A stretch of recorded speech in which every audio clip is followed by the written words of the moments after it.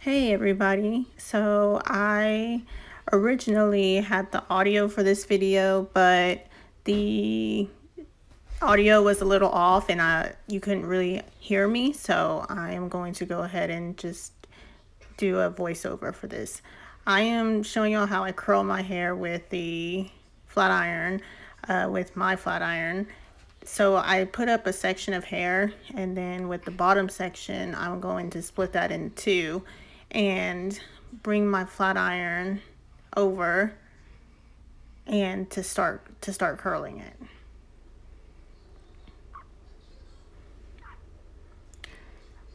I go downward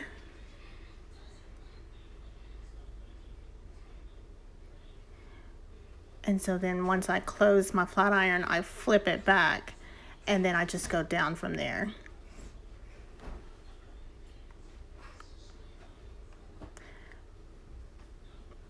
I also forgot to use a heat protector, so I'm about to grab my heat protectant. It's the IGK Good Behavior Spray, one of my favorite ones. It also has a strong scent to it, so if you don't like products with a really strong scent, that might not be a good product for you. I can go back in with my flat iron and I go downward, flip it back, and then just go down. And then I just kind of let the curl do its thing.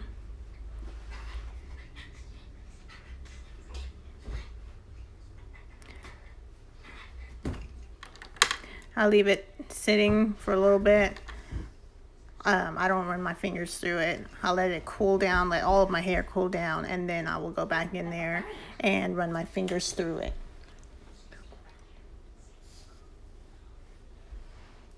And spray it with my heat protecting spray. And this other side is different. I'm not going to be going downward. I'll be going upward.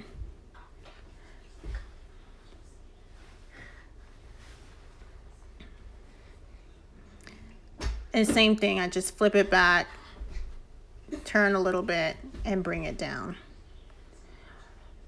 My heat is high, but if I do it any lower, my curls, if they won't form. So I do it pretty high, but I also make sure that I'm not leaving the tool on my hair for a very long time also. Like I try to go real fast with it.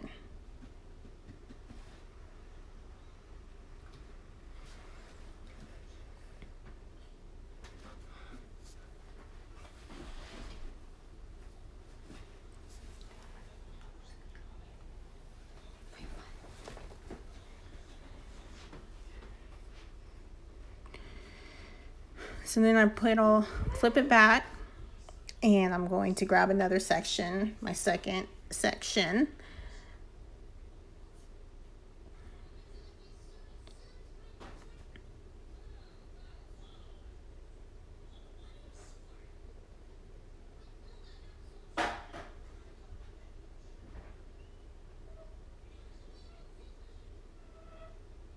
Separate the curl from my straight pieces and do the same thing. Spray with the heat protecting spray.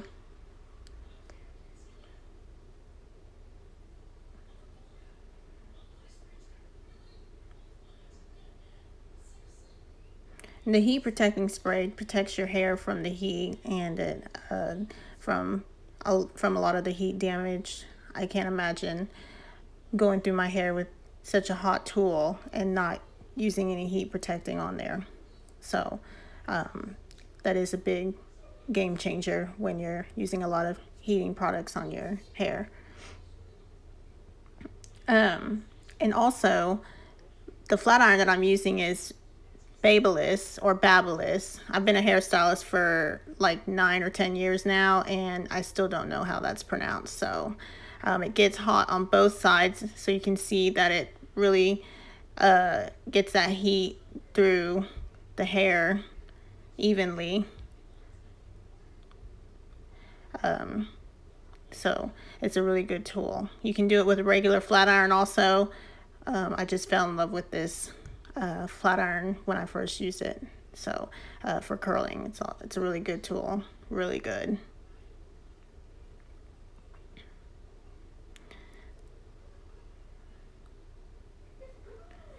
Again, on this side, I work up, turn it, go down.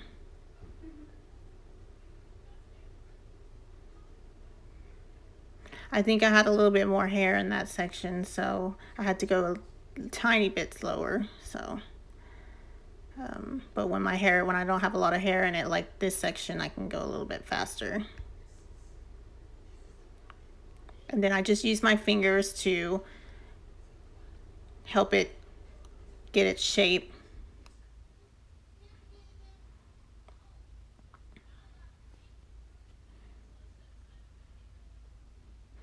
This is my third section. So you see I've been able to curl my hair with with not that many sections. And then once I split it, I only have to do 2 big curls on each side. And that's enough for me.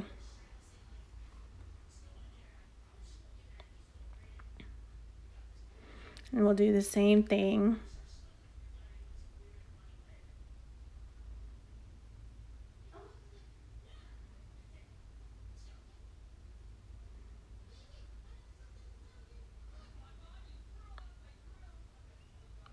All you really do is you just turn it, and it's almost like you turn it all the way until you can go down. Once you go down, then you're good.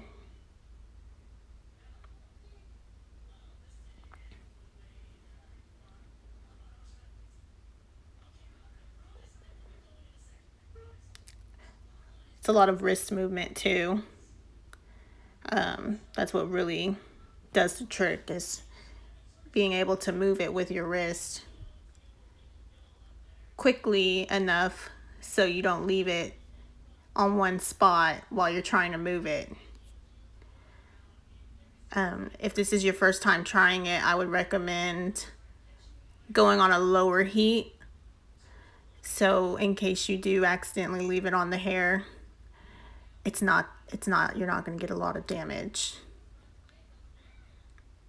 So just work with the lower heat just to get the technique down, and then you can slowly bump up the heat.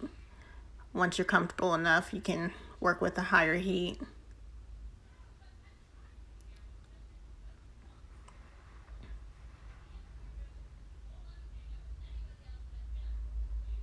Now I'm working on my last section. So this is section number 4, and I'm just parting the hair I'm letting my hair part where my hair naturally parts, and then I'm just going from there.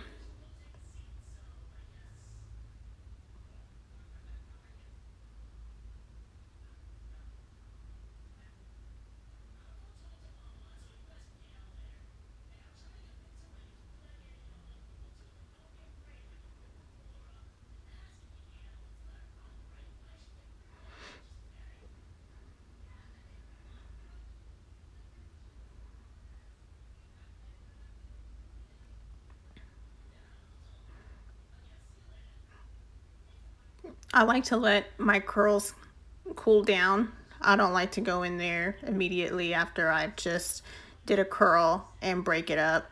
Um, I like my curls to really last all day, so I let it cool off before I go in there and run my fingers through. And in the front, I'm not turning it all the way like I do with my normal hair, or with the normal sectioning.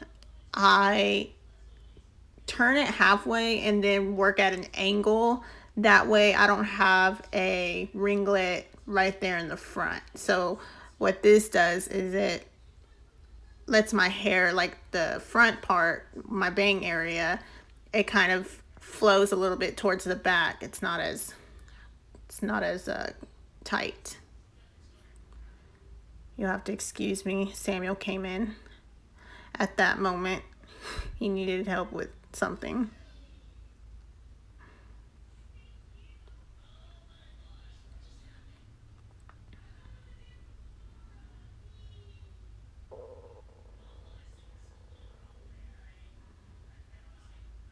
And then you see how I just use my finger to kind of direct my curl where to go.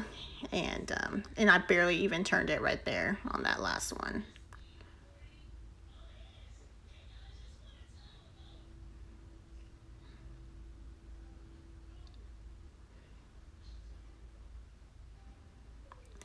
I'll let it cool for a second.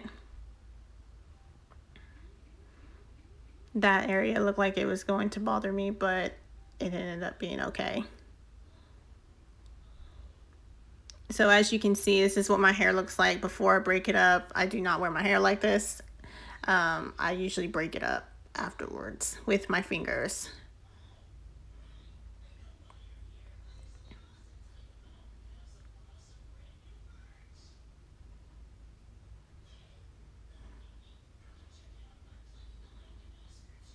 You can even use a brush too. I've used a brush before also. And just kind of run it. Usually if I have a texture spray on me, I left it in the restroom, but I'll get my texture spray and go in there and really style it. I just wanted to show y'all the technique of how I do it and how it doesn't take that much. That's how I normally wear my hair. I usually take some from the other side, and that way there's a little bit more volume. And usually I'll have a texture spray and I'll just spray that in there, and a volumizing spray, and I'll spray that in there along with my dry shampoo. I didn't have any dry shampoo in my hair because I ran out, so I had to work with what I had.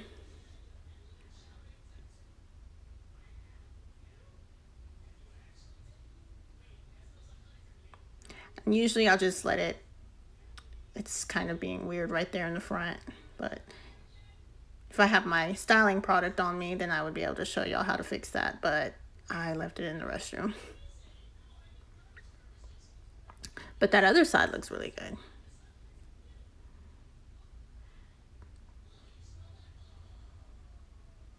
But for the most part, this is how my hair is afterwards.